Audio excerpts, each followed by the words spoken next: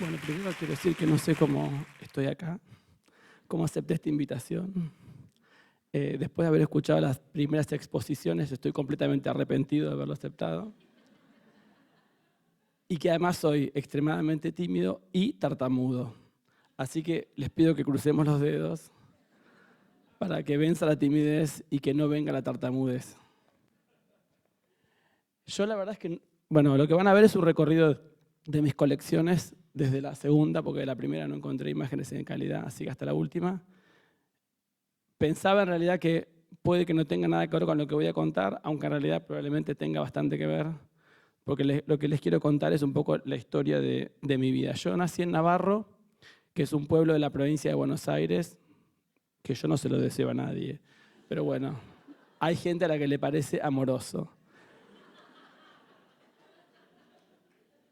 Y desde que tengo uso de razón, tuve dos objetivos. Uno era ser grande y otro era irme de Navarro.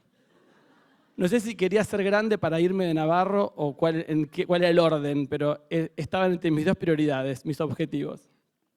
También quería ser bailarín. Yo siempre digo que soy como una especie de Billy Elliot, pero con mal final. Porque no era en Irlanda, era en Navarro, y no era minero, era mecánico.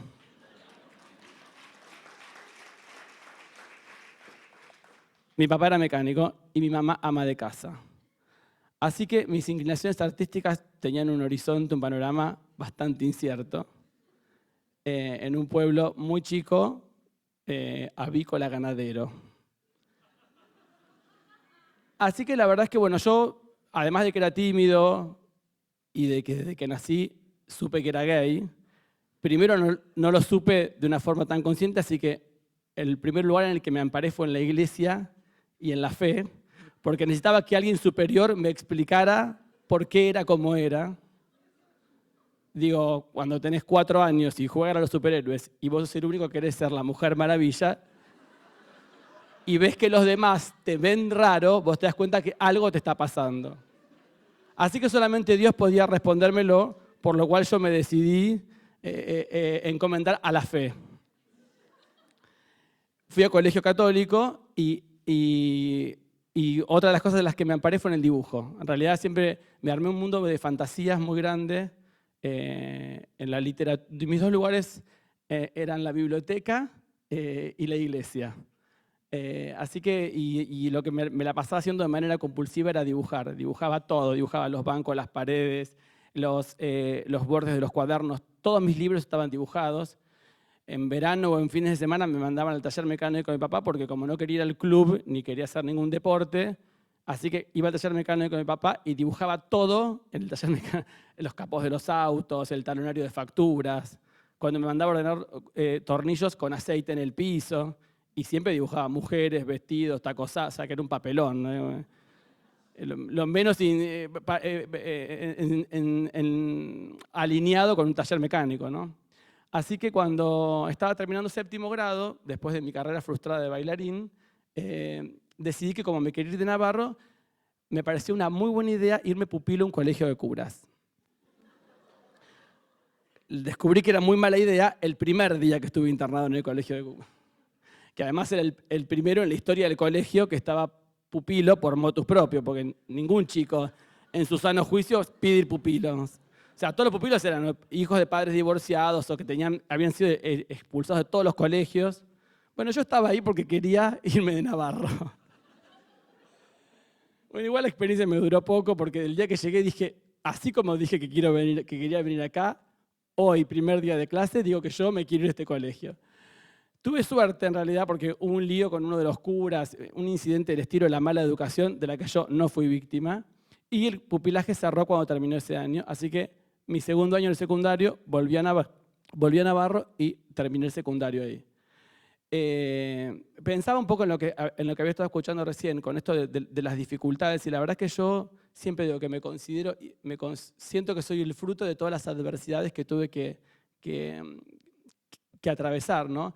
Y de alguna manera, cuando no me dejaron ir a baile, mi hermana sí fue a baile, y yo iba a todas sus clases, que eran los sábados a la tarde, iba como oyente, podríamos decir. Entonces empecé a dibujarle los vestuarios y a hacer las escenografías, y Y lo mismo hacía en el colegio. En el colegio dibujaba desde todos los pizarrones para todos los actos y empecé a lograrme armar un lugar ¿no? en el colegio y en mi adolescencia de cumplir un rol, ¿no? Que es un poco lo que uno hace, lo que pasa en una sociedad, pero que yo en ese momento en el pueblo lo veía como una maldición, ¿no? El tener un estigma, el estar marcado, el que la gente te señale y que crea que sepa quién sos. Ocurrió que alrededor de los que tenía 15 años apareció un concurso que lo promocionó el diario La Nación de la firma Alpargatas, que promovía jóvenes diseñadores. Y yo me presenté totalmente inconsciente y me llamaron para decirme que no podía quedar seleccionada porque era menor de edad. Y el año siguiente lo volví a intentar y me dijeron, bueno, nos parece bien que lo sigas intentando porque a pesar de que sos menor de edad, creemos que tenés las condiciones. Así que la verdad que eso para mí fue un gran estímulo porque la verdad que yo lo que me la pasaba haciendo todo el día para mis padres era ¿cuándo te vas a dejar de paviar? Porque yo estaba todo el día haciendo eso, ¿no? Dibujando, dibujando, dibujando. Así que cuando estaba por terminar el secundario, en el año 89 se crea la carrera de diseño de indumentaria en la Universidad de Buenos Aires. Y yo digo, bueno, ya está, o sea, es el lugar a donde tengo que ir. Así fue que entré en la carrera, que justo este fin de semana se cumplieron los 25 años de mi egreso del secundario y me encontré con mi profesora de literatura, que era uno de mis musas, de mis íconos, porque enseñaba mi materia favorita, que era literatura, y porque además era alguien que yo admiraba mucho estéticamente. Me parece una mujer que la vida se vuelta muy, muy bella. Y María Inés me dijo que se acordaba de cómo me había costado a mí decirle a mi padre que quería estudiar diseño de indumentaria. Y yo lo tenía negado por completo. O sea, no recuerdo para nada que haya habido una dificultad con eso, pero si me lo dijo ella es que debe haber ocurrido. Y yo entré en la carrera, bueno, en realidad mi papá siempre tuvo una ley que era o estudiás o trabajás. Si vos querés estudiar, yo te voy a mantener. Y si no querés estudiar, vas a tener que trabajar. Así que yo me vine a Buenos Aires a estudiar en la Universidad de Buenos Aires y en el año 93 ocurre algo que para mí fue como un antes y un después en mi vida porque a raíz de este hecho fue que podría decir que empezó mi carrera profesional. Es que en el año 93 muere mi papá. Mi papá tenía 53 años cuando murió de un ataque al corazón y fue algo terminal. O sea, mi hermana que estudiaba conmigo y vivía conmigo llamó por teléfono a Navarro y se enteró que papá había muerto. Y en ese momento yo tenía 20 años y era la primera vez que se me moría una persona. O sea, la muerte apareció en mi vida a esa edad, nada menos que con mi padre. Y durante ese primer año, desde el año 93, yo tenía que salí a buscar trabajo. Yo tenía que trabajar para poder mantenerme en Buenos Aires y la verdad es que no sabía de qué trabajar. O sea, empecé a buscar trabajo de cadete, de vendedor, y no conseguía trabajo de nada, pero absolutamente de nada. Y la única relación que tenía había un amigo o un conocido de mi padre que tenía un puesto en el Banco Nación. Así que yo me fui al Banco Nación, yo usaba un pelo carré, corrían los años 90, me peiné con gomina, me puse un traje y me fui al Banco Nación a dar el examen. Bueno, finalmente no pude engañar a la psicóloga que hacía la entrevista. Se ve que el esquema de dibújese bajo la lluvia fue demasiado preciso. Porque me acuerdo que le dibujé las botitas de goma, el paragüita, el piloto. La psicóloga no lo podía creer, o sea, pensaba, ¿este chico quiere ser bancario? ¿Hace este dibujo? No, se ve que no lo creyó porque no aprobé. Y bueno, fue que en el año 94 volvió a aparecer el concurso de Alpargatas y en cuanto leí el aviso en el diario dije, bueno, este es mi salida laboral. Acá es donde yo voy a conseguir cómo trabajar. Y la verdad es que fue algo que no lo puedo explicar porque fue una señal o una visión que yo tuve que no tuve nunca en mi vida sobre algo, como una seguridad y una certeza absoluta de que eso iba a ser como yo iba a conseguir trabajo. Me presenté en el concurso, a los 15 días me llaman para decir que había sido finalista entre 500 personas que se habían presentado y yo estaba con una tranquilidad que decía, sí, como, claro, sí, soy finalista. Y cuando fui a trabajar durante 2 meses en Alpargatas preparamos todo para el concurso. Yo lo hacía como con mucha con felicidad en realidad, como bueno, ya está, ya conseguí lo que quería. Y en realidad no era nada más que un finalista. Y el conductor de ese concurso fue Roberto Pettinato. Y Roberto Pettinato, en realidad había un primer premio, que era un año de trabajo en Alpargatas y una beca para estudiar en San Martín. Y una primera mención, que era el año de trabajo en Alpargatas nada más.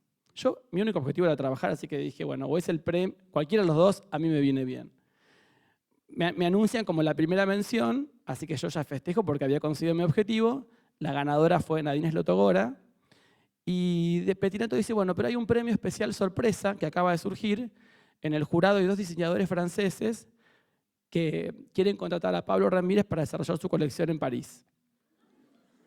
Y yo lo digo, la verdad que me emociona un poco, porque a mí me cuesta pensar que yo, de Navarro, con un padre mecánico, una madre ama de casa, como contó Esteban hoy, con familia que no había viajado nunca a Europa, que para mí París que era el destino de mis sueños, pasar de no conseguir trabajo a que mi primer trabajo sea en París, realmente que es algo que no me lo había imaginado nunca. Y yo no sé si te lo tengo que adjudicar a que yo creía tanto en que esa iba a ser la posibilidad y que tenía que ser esa, que la verdad que fue así. Y bueno, me fui a París, trabajé en París, volví acá a Argentina, empecé a trabajar en Argentina para diferentes marcas y la verdad es que para mí ya estaba cumplido mi sueño, que era vivir de lo que me gustaba, o sea, trabajar de lo que me gustaba, que era ser diseñador, dibujar y estar en todo esto. Y ocurrió que a finales de los 90, yo en todas las marcas en las que estuve trabajando, de alguna manera, ¿no? Como que se fueron quebrando, se fueron cerrando, fueron ocurriendo como este tipo de cosas, ¿no? Y en la última empresa en la que trabajé, tuve una gran discusión con los dueños, diciéndoles que, bueno, que yo notaba que ellos no tenían una identidad, que el problema que tenían las marcas en Argentina era que nadie tenía identidad, que todo el mundo iba, copiaba, hacía lo mismo, traía lo mismo y todos hacían nada, que uno no... Yo digo, y esto es algo que creo que existe hoy, vos vas al shopping, cambiás los nombres de los locales y no reconoces quién es quién porque todo el mundo sigue una tendencia, sigue una moda y hace lo mismo. Entonces, dije eso, me echaron, por supuesto, y me fui a Nueva York 3 meses para ver qué hacía, a preparar un portfolio. Se me acabó el tiempo, pero lo quiero cortar cortito así, y después ya es lo que todos conocen. En el 99 vuelvo a Buenos Aires, después de los 3 meses en Nueva York, y me presento en un concurso donde no gano, pero mis prendas después se subasta todo lo que se presentó en el concurso. Y mis prendas resultan ser en las subastas las mejores vendidas. Yo la verdad es que no lo podía creer, porque había hecho algo que tenía que ver con mi portfolio, que eran mis siluetas negras, era lo que yo había dibujado, y que había hecho algo que tenía que ver conmigo, que no respondía nada más que a mí mismo, que a mis deseos, que a mi gusto, que a mi forma de ser, ¿no?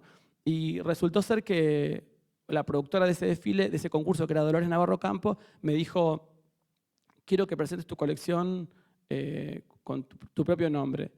Y la verdad es que lo hice de una manera totalmente inconsciente, sin un plan de mercado, sin una estrategia, sin nada. Y me propuse que quería ser un diseñador de ropa negra, que quería generar identidad, que quería que cada vez que alguien viera algo mío lo pudiera reconocer. Y así como no puedo creer que mi primer trabajo fue en París, no puedo creer que hace 14 años que vivo de mi marca y que hago lo que hago y que mucha gente me pasa, tengo amigos que vienen afuera y que cuando me conocieron a los 5 años que empecé me decían, pero ¿y vos pensás que vas a vivir haciendo lo que haces en este país? ¿No viste cómo? Y la verdad es que yo tampoco lo puedo creer. Así que les quiero decir, bueno, que crean en sus sueños y que, bueno, creo que los casos que escuchamos hoy también es eso y que reconcíliense con su pasado, que de donde venimos es lo que nos hace, que podemos escribir la historia al revés o sobre eso o para eso. Y yo la verdad que como conclusión pensaba que siendo tan chico no había nada que sintiera más lejano que mi padre como persona y hoy me parece tan increíble que, digo, él era mecánico y era una persona que tenía 4 prendas para ponerse y tenía una forma de ver la ropa de una manera muy particular, ¿no? A él le importaba un montón el confort y la calidad. Entonces, por ejemplo, estoy hablando de que era mecánico, pero me refiero a que el algodón, que no le rozara el cuello, que usaba un overol, tenía remeras de algodón, o sea, tenía 4 prendas. Y yo, en definitiva, a veces me doy cuenta de que lo que terminé haciendo es pensando como mi papá, ¿no? En esto, en que lo que importa mi papá también tenía un tema con el tema de la dignidad del vestir, ¿no? De la ética. Decía, por ejemplo, cuando íbamos en Navarro el sábado a tomar un helado a la plaza y aparecía alguien en ojotas y decía, ¿pero este qué se cree que está en la playa? Y yo me parece un horror cuando veo a alguien acá en la calle con ojotas. Y terminé diciendo las mismas cosas que decía mi papá y creyendo lo mismo. Y bueno, nada, eso quería decirles. Así que bueno, gracias.